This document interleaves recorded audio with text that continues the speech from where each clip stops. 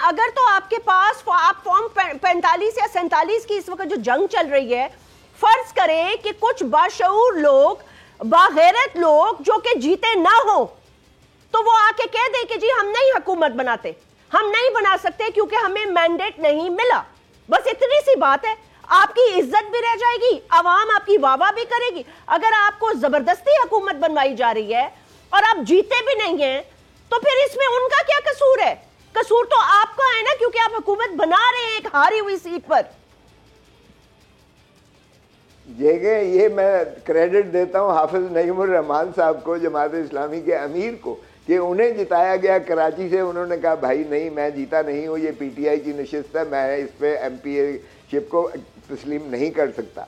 और मुझे जब मैं जीता हूँ तो ख्वाजा साद रफ़ीक ने मुझे फ़ोन करके मुबारकबाद जब दी, तो मैंने कहा काश अपने बड़ों को भी सिखा दो जो कहते हैं वोट को इज़्ज़त दो, वोट को इज़्ज़त दो। अगर वो भी तस्लीम कर लेते मोहतरम नवाज शरीफ साहब के वो डॉक्टर यास्मीन से हार गए हैं, तो उनका भी कद काठ बड़ा होता। ख्वाजा आसिफ अगर मान लेते कि वो रेहाना डार से हारे हुए हैं, तो वो भी जो है उनकी कद काठ बढ़ता। अब किस ढिठाई के साथ ये पार्लियामान में भी बैठे हुए हैं, किस ढिठाई के साथ वजीर आजम भी बने हुए हैं।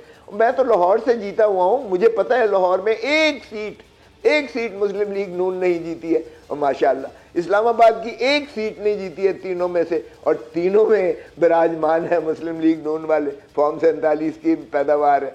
12 सीटें पिंडी की थी, एक भी नहीं जीते, 12 की 12 PMLN को है। कराची में एक नहीं जीती MQM, 12 मांगे थे, 17 उनको मिले हुए। देखिए जास्मीन, कब तक ये फ्रॉड के साथ हम चलते रहेंगे? एजेंसीज कब तक इस तरह से हारे हुए को जिताती रहेंगी?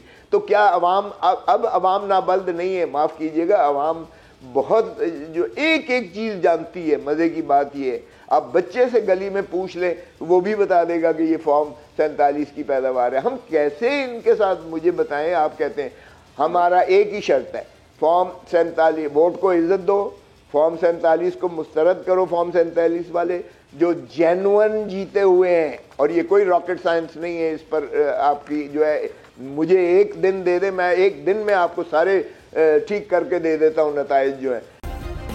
सब्सक्राइब करें और बेल दबाएं ताकि कोई खबर रह न जाए।